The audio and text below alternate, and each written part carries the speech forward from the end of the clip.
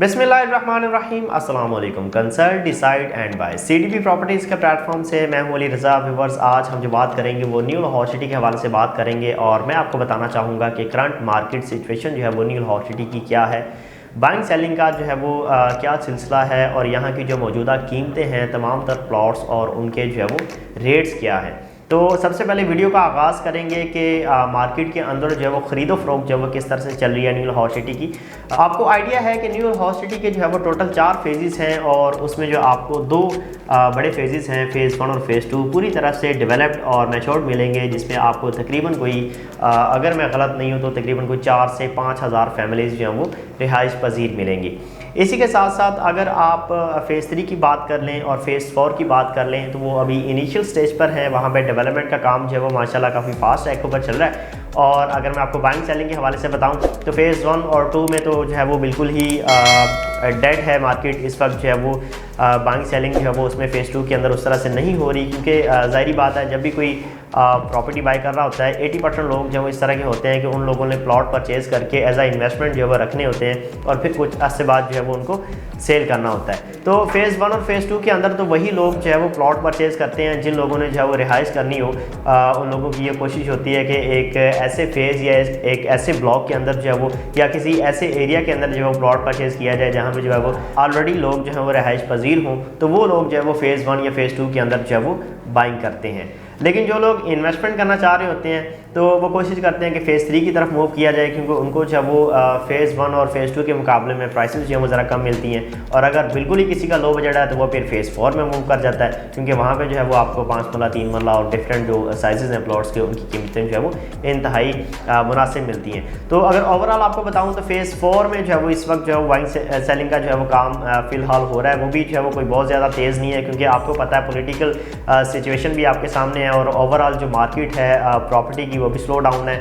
या जितनी भी पाकिस्तान की इंडस्ट्रीज़ हैं वो उनको जो है वो एक नेगेटिव इम्पैक्ट जो है वो उनके ऊपर जो है वो पड़ा है पॉलिटिकल सिचुएशन को लेके, या फिर जिस तरह से गवर्नमेंट जो है वो अभी उस तरह से स्टेबल नहीं है, तो ये जो है वो एक नेगेटिव इम्पैक्ट जो है वो हर इंडस्ट्री के ऊपर जो है वो पड़ा है। इसी तरह जो प्रॉपर्टी की सूरत हाल है वो भी अभी जो है वो इंतहाई स्लो डाउन है। तो व्यूअर्स, अभी मैं आपको न्यू लाहौर सिटी के तमाम तर फेजेस के रेट्स बताना चाहूँगा और फिर साथ ही साथ मैं आपको बताऊँगा कि अगर आप इन्वेस्टमेंट करें तो आपको जो है वो कहाँ पे करनी चाहिए। मेरी तरफ से आपको जो है वो as a real estate agent आपको कौन सा एरिया जो है वो रिकमेंडेड होगा। फ़ेज़ 1 से मैं स्टार्ट करूँगा। 3 मरला, 5 मरला, 7 मरला, 10 मरला और 1 कनाल तक की जो है वो आपको इसमें कटिंग मिलेगी, चाहे वो फ़ेज़ 2 है चाहे वो फ़ेज़ 1 है। दोनों फेजेस में आपको जो है वो सेम प्लॉट कटिंग मिलेगी। 3 मरला आपको 35 से 38 तक, 5 मरला 45 से 60 तक, 7 मरला 65 से 80 तक, जो 10 मरला है वो 85 से 95 तक और जो 1 कनाल का प्लॉट है वो 140 से 155 के इन बिटवीन जो है वो आपको मिलेगा। फ़ेज़ 2 की तरफ मूव कर जाते हैं। 3 मरला प्लॉट आपको जो है वो 28 से 38 तक, 5 मरले का प्लॉट 42 लाख से 60 लाख तक, 7 मरले का 55 लाख से 75 लाख तक और 10 मरले का प्लॉट 75 लाख से 95 लाख तक और 1 कनाल का प्लॉट 140 से 160 की ब्रैकेट में जो है वो आपको मिलेगा। ये वो फेजेस हैं जिसमें आप प्लॉट परचेज करें तो आप फौरी तौर पर कंस्ट्रक्शन करके वहाँ पे रिहाइश पजीर हो सकते हैं। ऑलरेडी वहाँ पे लोग रह रहे हैं। तमाम तरह फैसिलिटीज़ आपको यहाँ पे जो है वो इन 2 फेजेस के अंदर।